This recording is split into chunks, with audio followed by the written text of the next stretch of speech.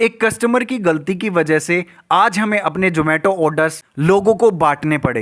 Hey everyone, कैसे आप सब लोग। आज का हमारा दिन शुरू होता है यार एक ऐसे ऑर्डर से जिसने सच में हमारा दिमाग खराब कर दिया।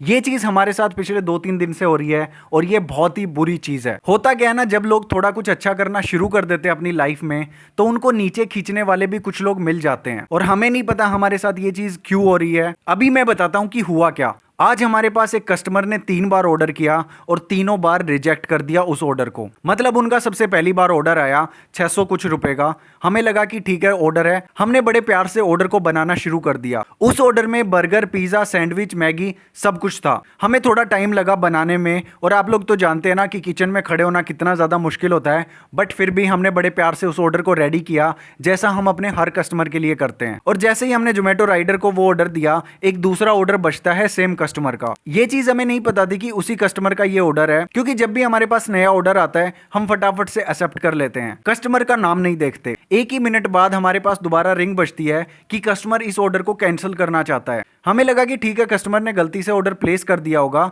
तो हमने एक्सेप्ट कर लिया कि कैंसिल कर दीजिए इस ऑर्डर को।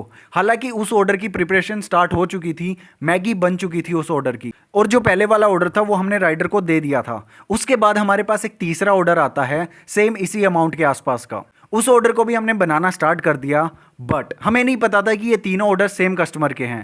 इतनी देर में पहले राइडर का कॉल आता है कि जिस कस्टमर ने आपका पहला ऑर्डर किया था वो कस्टमर कॉल पिक नहीं कर रहा। हमने सोचा कि ठीक है कस्टमर कहीं पे बिजी होगा, बट हमारे साथ तीसरे ऑर्डर में भी सेम चीज हुई और राइडर ने हमें आके बताया कि तीनों ऑर्डर्स जो हैं वो सेम कस्टमर ने ऑर्डर किए थे। प्रॉब्लम ये थी कि उस कस्टमर का फोन भी नहीं मिल रहा था और वो सिर्फ मैसेज में बात कर रहा था राइडर के साथ। जब राइडर ने उससे पूछा कि आप क्यों कैंसिल कर रहे हो, तो उस बंदे ने जवाब दिया कि मेरे बच्चे ने गलती से ऑर्डर कर दिया।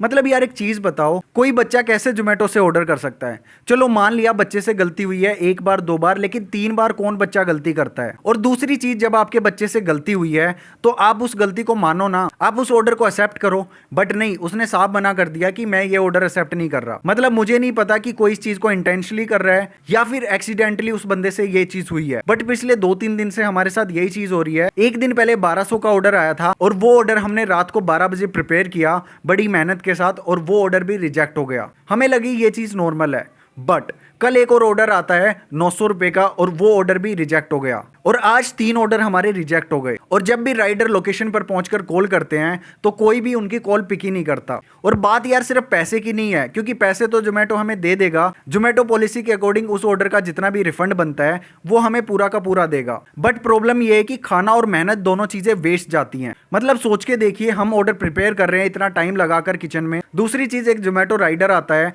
और वो बंदा खाना लेके जाता है, कितनी ज्यादा मेहनत लगती है इन दोनों कामों में। और कुछ लोगों को सिर्फ 1 सेकंड लगता है ये बोलने में कि यार हम ऑर्डर एक्सेप्ट नहीं कर रहे। और मुझे सबसे ज्यादा बुरा इस बात का लगा क्योंकि तन्नू का आज निर्जला फास्ट था जन्माष्टमी का, और उसने मेरे साथ खड़े होकर इतनी सारी मेहनत की किचन के अंदर, और वो ऑर्डर्स रिजेक्ट हो गए।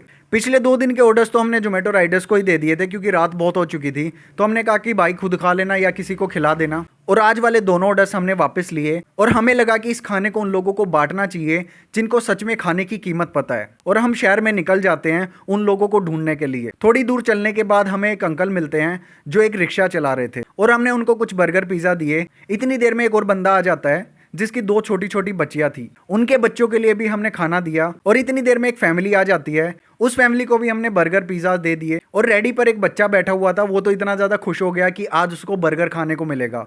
और जब हमने उसकी स्माइल देखी ना, मतलब दिल खुश हो गया। हमें लगा कि ठीक है चलो कोई बात नहीं, दूसरे बंदे ने जो किया बट हमने सही लोगों तक खाना पहुंचाया।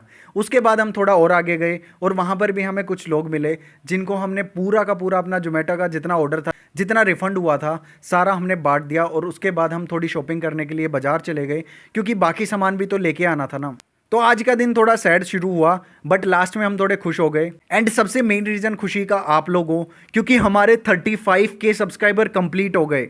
मतलब 1 महीना भी नहीं हुआ है और इतनी जल्दी हमारे इतने सारे सब्सक्राइबर। यार आप लोगों का प्यार बहुत ही ज्यादा कमाल है, मेरे पास वर्ड्स नहीं है इसको एक्सप्लेन करने के लिए। और हमने अभी तक कोई सेलिब्रेशन नहीं किया है क्योंकि हम सोच रहे हैं कि 50K पर हम कुछ सेलिब्रेशन करें। तो थैंक यू सो मच, आप लोग 50K भी जल्दी करवा दोगे। एंड ये था आज का व्लॉग, होप आप लोगों को पसंद आया होगा। व्लॉग पसंद आया तो जल्दी से व्लॉग को एक लाइक एंड शेयर कर देना और कमेंट करना आपके प्यारे प्यारे कमेंट्स, जिसका हमें इंतजार रहता है और उनका हम जितना ज्यादा हो सके उतना ज्यादा रिप्लाई करते हैं। तो मिलते हैं कल के व्लॉग में। Thank you so much, bye bye.